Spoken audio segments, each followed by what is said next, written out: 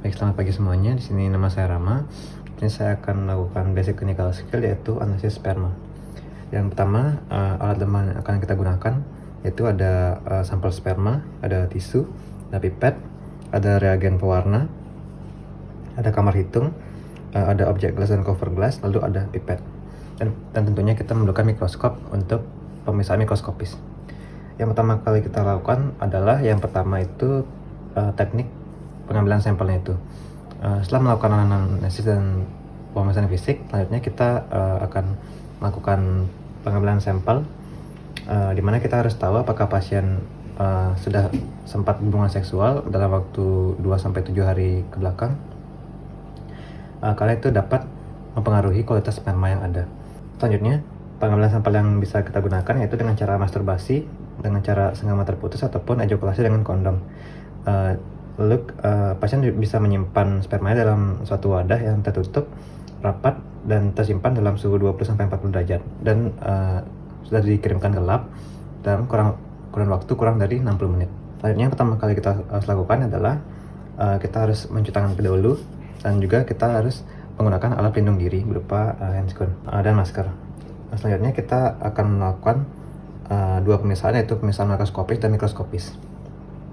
Untuk makroskopisnya itu sendiri, kita lihat pada sperma pasien apakah sudah terjadi likuifaksi.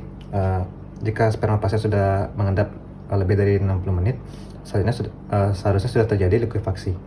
Dan kita lihat warna spermanya seharusnya berwarna putih mutiara. Jika ada nanah atau darah, berarti ada suatu abnormalitas. Lalu kita hirup baunya. Baunya itu normal, itu berbau seperti klorin. Baik, selanjutnya kita akan memasukkan pH dipstick ke dalam sperma. Di sini seharusnya sperma itu terkesan asam, yaitu dengan pH 7,2 sampai 8. Baik, selanjutnya kita nilai viskositas dari sperma ini sendiri dengan cara mengambil pipet. Lalu kita ambil spermanya dan kita nilai. Lalu kita tegaskan kembali spermanya ke dalam tabung. Oke. Baik, di sini seharusnya ada benang sperma yang menetes, dan normalnya itu benang spermanya itu kurang dari 2 cm. Lalu kita nilai volume spermanya. Di sini untuk normalnya itu volume spermanya itu berkisar antara 1,5 sampai 6 ml. Baik, itu semua untuk pemeriksaan makroskopis. Selanjutnya kita lakukan pemeriksaan mikroskopis. Yang pertama, kita harus siapkan objek glass dan cover glassnya dulu.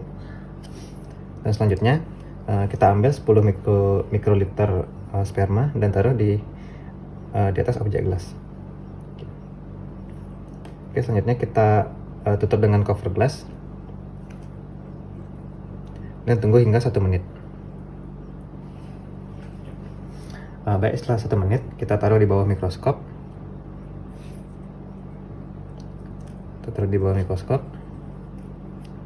Dan selanjutnya kita akan menilai menilai sperma ini. Yang pertama itu adalah nilai pergerakannya.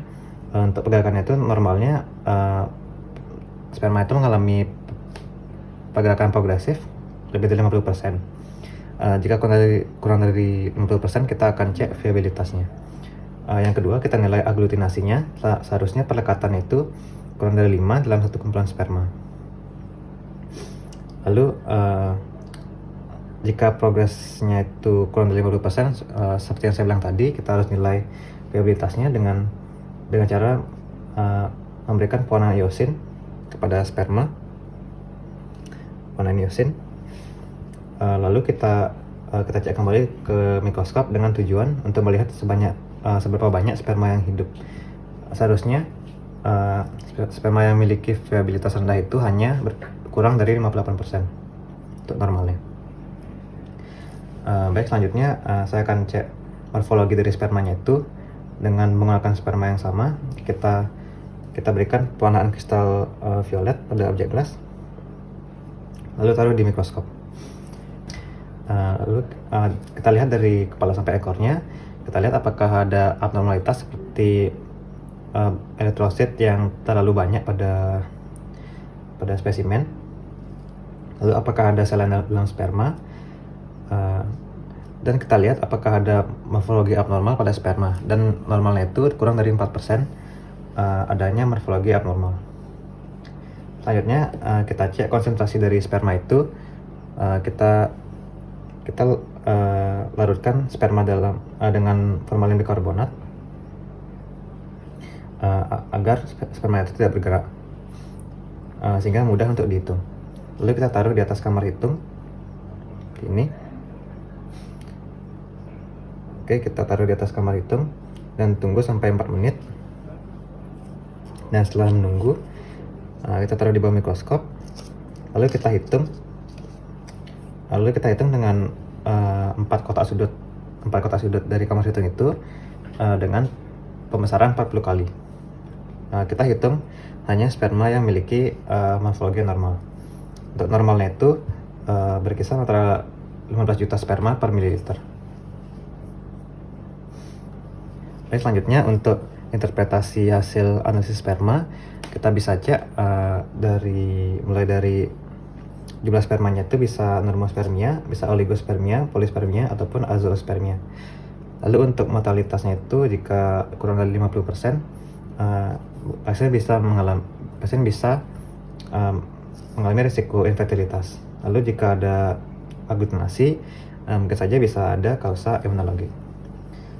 Baik, setelah selesai pemeriksaan, kita lakukan cuci tangan prosedural kembali.